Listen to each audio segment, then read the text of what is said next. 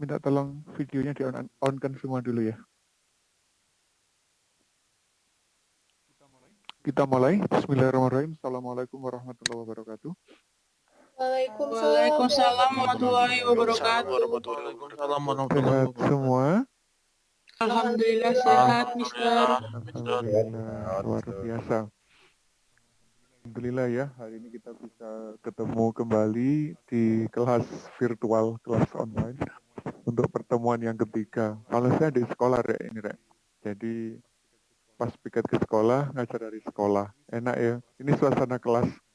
Nah ini kelasnya kosong, sendirian, tidak ada orang lagi di sini. Semoga segera terisilah dengan anak-anak nanti di sini. Baik, ini masih 23 yang gabung, masih kurang cukup banyak. Sudah jam 10:02. Sebelum kita masuk di materinya, kita ngobrol dulu terkait dengan materi sebelumnya. Ada masalah enggak?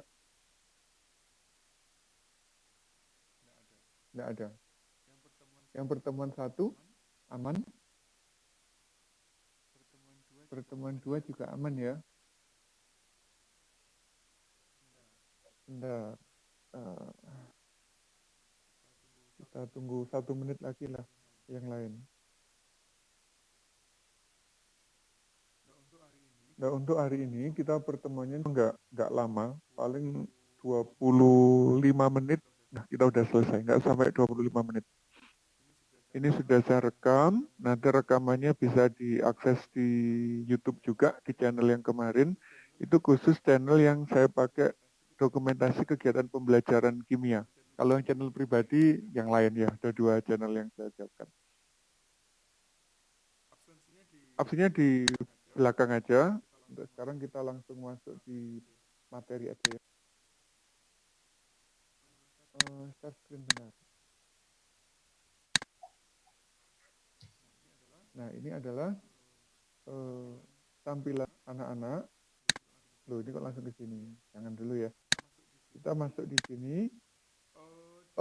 Di modul yang saya upload di Google Classroom pada pertemuan 1 sudah di-download semua ya. Karena saya belum upload yang modul kedua, karena modul kedua itu baru materi minggu depan. Salah satu bagian isi dari modul yang pertama itu adalah terkait dengan ini yang ada di halaman 4. Kalau Anda sudah download, bisa diakses. Yaitu terkait bagaimana cara memisahkan campuran. Kan kemarin materi utama di kimia itu mempelajari masalah unsur dan campuran. Nah, untuk memisahkan campuran itu ada beberapa metode yang bisa kita gunakan, dibahas di halaman 4. Ini ada yang mau masuk lagi, Akmal bentar. Oke, kita lanjutkan ya. Untuk memisahkan campuran agar bisa dianalisis oleh orang kimia secara pasti, biar hasilnya bisa pasti, itu ada beberapa metode. Karena apa? Kalau kita menganalisis bahan, itu tidak bisa langsung dipakai.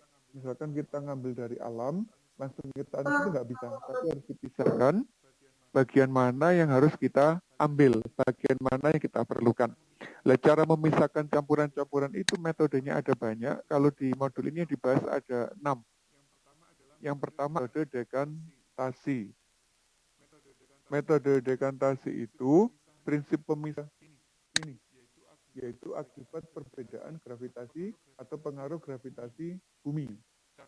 Karena yang kita ukur adalah berhubungan dengan perbedaan ukuran partikel. Contohnya apa contohnya? Ini yang bisa kita contohkan dalam kehidupan sehari. Ada yang suka buat kopi nggak, Rek? Suka ya? Buatin orang tua, Oh, Bapak. buatin orang tua. Kalau buatin kopinya kan ada serbuknya gitu ya. Iya. Terus kalau kita kasih air panas, dia kan bercampur dengan air panas. Tapi kalau kita diamkan lama-lama apa yang terjadi? Mengendap. Mengendap. Ada serbuknya yang mengendap itu ya? Iya. Nah, proses mengendapnya serbuk kopi itu namanya juga proses partikel yang besar akan tertarik oleh gravitasi bumi sehingga dia menjadi mengendap. Nah, itu namanya dekantasi. Kalau di kimia banyak nanti kayak gitu. Misalkan kita mengambil minyak dari daun apa gitu ya. Nah, kalau kita ekstrak, itu kadang ada partikel minyaknya, ada partikel padatnya. Padat dan minyak terpisah, kita diamkan dulu, nanti bisa menggunakan prinsip dekantasi. Nah, itu metode yang pertama. Gampang ya? Yang pertama. Kalau yang kedua, itu nanti menggunakan filtrasi. Filtrasi itu nama lain adalah penyaringan. Jadi modelnya disaring. Kalau di rumah pernah nggak nyaring? Nah, Mister. Apa biasanya, Mbak? Nyaring teh. Nyaring teh, bagus. Nah, kalau kita nyaring teh, itu kan ada dua bagian ya. Air tehnya akan jatuh, tapi teh yang padat akan tertahan. Nah, yang jatuh air tehnya itu yang murni dikenal sebagai filtrat, sedangkan yang tertahan di atas itu dikenal sebagai residu. Jadi ada dua ya. Dalam filtrasi itu ada residu, ada filtrat. Apa dasarnya? Ini perbedaan ukuran. Jadi yang ukuran partikel besar akan tertahan, yang kecil akan lewat. Kalau di kimia penyaringan ini, contohnya apa? Anak-anak pernah nggak beli gula yang warnanya agak kekuningan? Gula pasir. Nah, Mister. Ada Pernah, ya? Mister. Ha-ha. Itu terutama gula-gula lokal, mereknya. Itu pasti warnanya agak kekuningan. Itu bisa nggak dibuat warnanya menjadi putih? Itu ternyata bisa. Nah, nanti yang digunakan dua cara, yaitu kita menggunakan jalur filtrasi dan yang kedua adalah jalur kristalisasi. Nah, itu ada dua tahapan. Jadi nanti kalau gula pasir yang sama beli warnanya kuning, itu artinya penyaringan partikelnya nggak bersih, Mbak. Masih ada yang pengotornya katod. Cara membersihkannya, gula itu sama larutkan dengan air, kemudian saring menggunakan kertas saring yang sangat tipis. Itu belinya di lab kimia, di toko kimia itu ada. Ukurannya sampai nanometer, mikrometer ada. Jadi sangat membantu untuk memurnikan bahan. Nah, kalau sudah difiltrasi, nanti filtratnya ini kita kristalisasi, kita panaskan.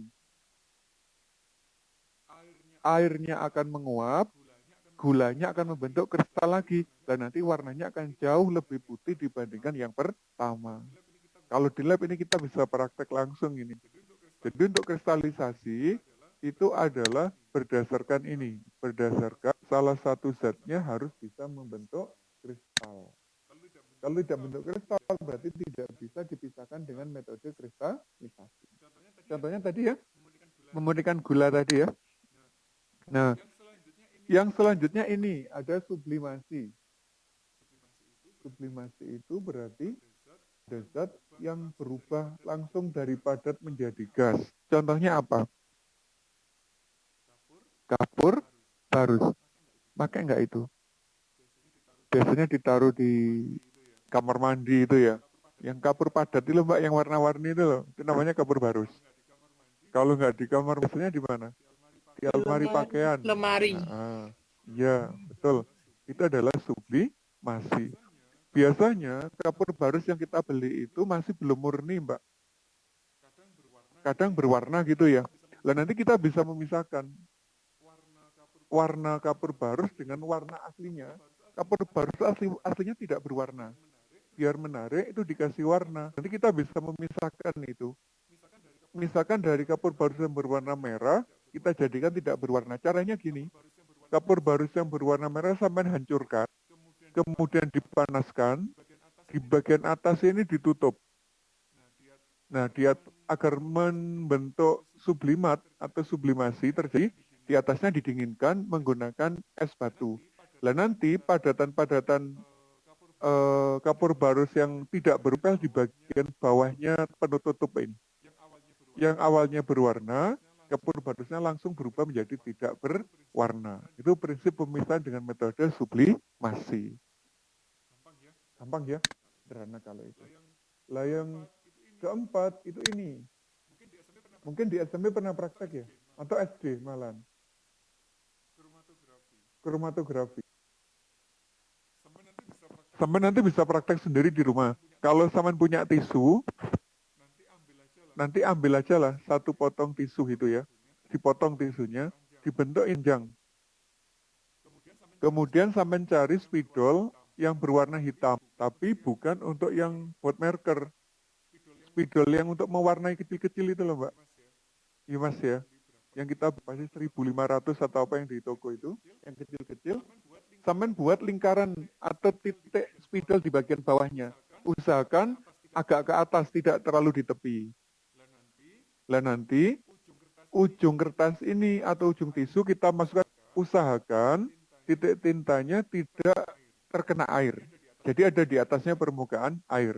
Dan nanti airnya kan ngalir gitu, merembes gitu ya. Lah warna spidol yang hitam nanti otomatis akan terpisah menjadi warna-warna yang lain. Nah itu nanti disebut sebagai kromatopi. Warna hitam itu adalah gabungan dari berbagai macam warna. Jadi nanti bisa kita pisahkan satu persatu. Mulai warna apa aja, nanti pasti muncul warna merah sampai warna ungu akan muncul semua dari warna hitam itu. Jadi bagus, kalian bisa nyoba nanti di rumah. Yang terakhir itu ini. Ada yang suka menggunakan minyak kayu putih. Suka, Mister.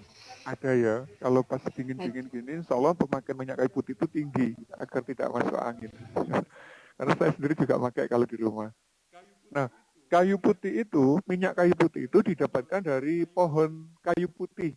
Kalau di Malang sulit tumbuh ini, adanya di daerah yang agak panas, misalkan di daerah Nusa Tenggara Barat, Nusa Tenggara Timur, itu banyak tumbuh minyak kayu putih. Nah, kalau minyak kayu itu kita ambil, kita hancurkan, diambil minyaknya, itu nanti bercampur dengan air. Agar, kok menggema ya, agar air dan minyaknya itu terpisah, itu kita bisa menggunakan prinsip destilasi. Karena minyak kayu putih itu lebih cepat mendidih daripada air. Jadi nanti yang kita tampung adalah uap minyak kayu putihnya. Dan nanti uapnya itu akan ngalir di sini. Kalau sudah ngalir di sini, dia akan berubah menjadi embun dan netes di sini. Kita tampung sebagai minyak kayu putih. Nah ini kita bisa praktek di sekolah sebenarnya. Alatnya ada 2 set, jadi bisa kita lakukan. Gitu. Tapi pendukungnya itu nggak ada di sekolah. Misalkan kerannya, ini kerannya khusus, kita nggak punya Asian. Tapi kita bisa ngakal lah, diakal sendiri nanti praktikum.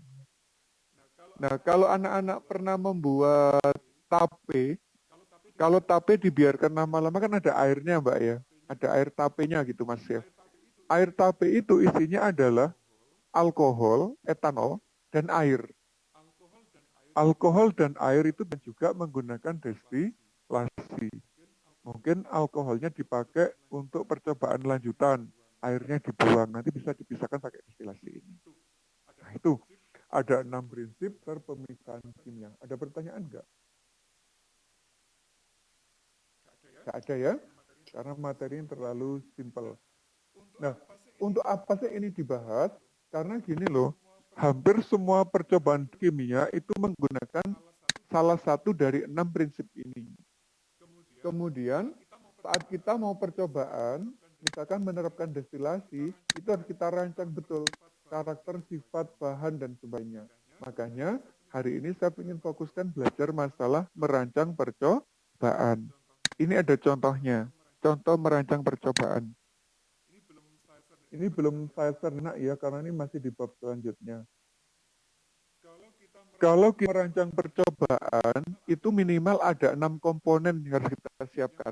Yang pertama ini, ada judulnya. Wajib ada judulnya. Kalau kita percobaan nggak ada judulnya, nanti nggak tahu ini mau nguji apa sih, mau percobaan apa sih gitu ya. Jadi nggak jelas arahnya. Biar jelas, nanti kita buat judul percobaan itu. Judulnya yang menarik, biar nanti bisa kita buat sebagai karya tulis. Kalau ada lomba tinggal masukkan jadi. Setelah judul, nanti yang kedua ada tujuan. Mosok percobaan nggak ada tujuannya. Kan eman buang-buang waktu, buang-buang tenaga ya.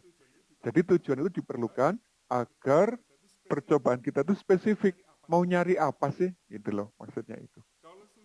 Kalau sudah ada judul, ada tujuan, pasti mau percobaan butuh ini, butuh alat dan bahan.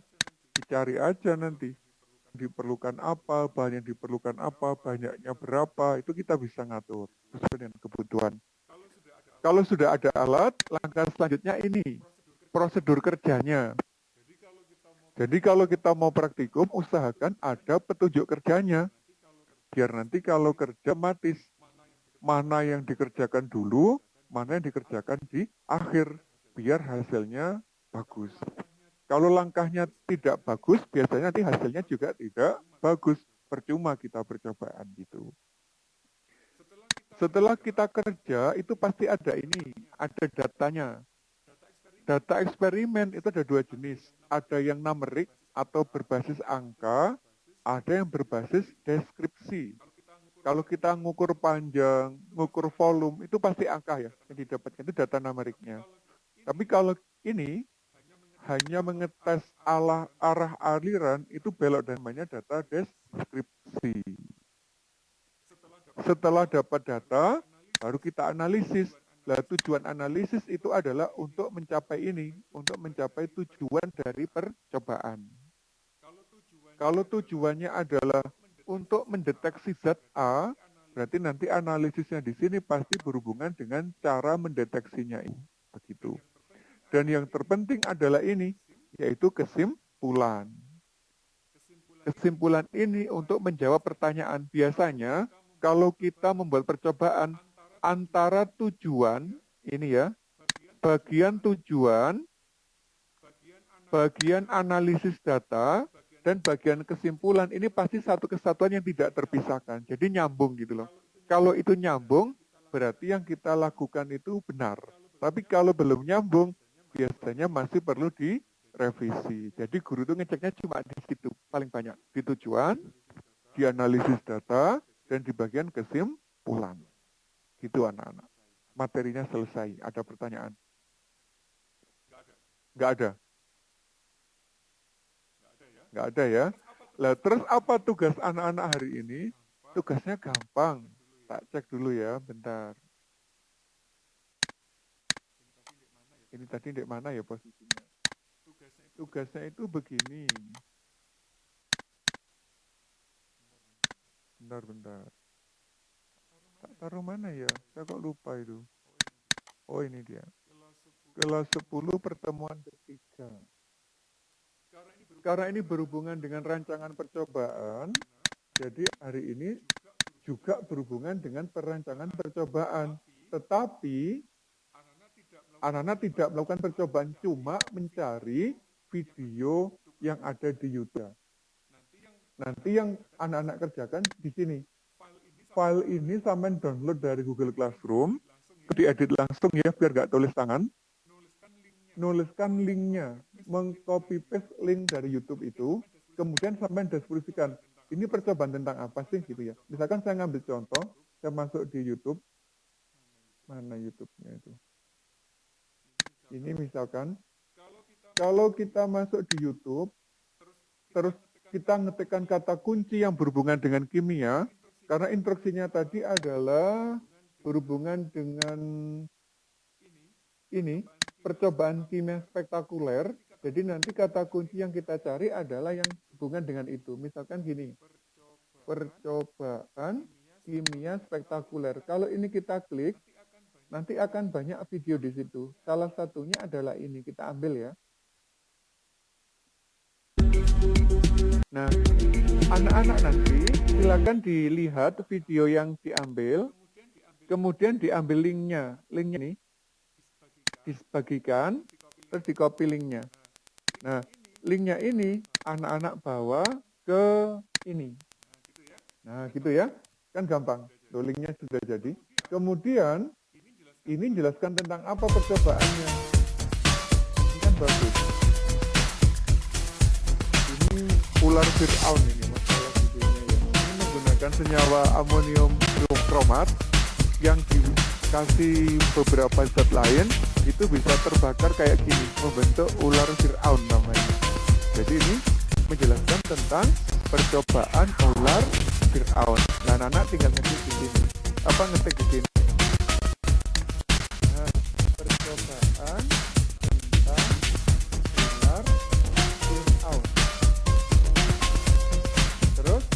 kalau ada bahannya, berarti tuliskan apa aja gitu ya. Gitu.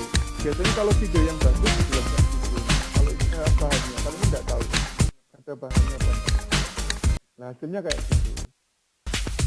Ini juga ada percobaan kimia spektakuler itu seperti apa, Mister? maksudnya percobaan yang tidak umum, Mas. Percobaan yang aneh-aneh. Jadi nanti kalau sampai klik cek di YouTube, itu kan banyak video yang berhubungan dengan percobaan kimia spektakuler. Artinya percobaan yang bagus, intinya gitu. Misalnya ini lagi. Di IG saya itu ada beberapa percobaan. Nanti saya juga mau membuat video di rumah terkait dengan percobaan yang spektakuler. Ini masih belum berproses. Contoh saya masih bermasalah soalnya. Kalau ini bisa menghasilkan ledakan ini, percobaannya ini. Bahannya sederhana, pemutih, pembersih lantai, sama karbit, batu karbit, kayak percepat ya. Ini dicampur. Ini ada karbitnya itu. Ini ada karbitnya juga di dalam. Sudah dimasukkan, terus ditambahkan pemutih. Dan nanti ada ledakannya. Oh, ada ledakannya. Dan nanti anak-anak bisa mencari hal-hal yang kayak begini ya di dalam pengerjaan tugas pertemuan ini. Jadi banyak sekali percobaan, saya sekitar 25 macam percobaan spektakuler yang bisa kita lakukan di kelas sebenarnya. Dengan kami siswi SMK Sentosa Juga aja Bakti segera Batu kita Raja. masuk sekolah, biar nanti kita bisa percobaan. Ini salah satunya lagi. Pakai pewarna makanan kan gampang didapat ya. Pakai soda kue juga mudah didapat. Pakai cuka juga mudah didapat. Nah gitu percobaan. Nah nanti anak-anak eksplorasi sendiri lah. Percobaan spektakuler itu apa? Ini yang berbahasa Indonesia. Kalau yang berbahasa asing ada nggak? Nah ternyata ada. Kalau yang berarti ini spektakuler chemistry eksperimen. Nah nanti kalau ini kita klik, kita ketik, jadinya banyak. Salah satunya mana ya yang kita ambil? Yang bagus gitu loh. Nah ini nih bagus ini. Yaitu percobaan membuat simulasi letusan gunung api. Just go to monday.com and get started by adding everything. Nah kalau ini bagus kalau kita buat di sekolah. Bahannya juga ada di. Jadi kalau ini dibakar, itu lama-lama akan muncul api. Nah, apinya nyebur kayak gunung meletus. Ini ya, mulai dari sini kalau nggak salah. Nah ini dia. Nah itu, mirip dengan gunung api meletus. Ini salah satu percobaan atau contoh percobaan kimia spektakuler. Begitu. Baik anak-anak, cukup materinya untuk hari ini. Ada pertanyaan kah? Silakan disampaikan. Ada? Tidak, Mister. Ya? Tidak ada, Mister. Kalau nggak ada selesai lo ya. Kita absen dulu. Bentar. Agnes masuk Agnes. Agnes. Kenapa? Hadir. Andika. Hadir, Mister. Anggi. Hadir, Mister. Anselma. Hadir, Mister.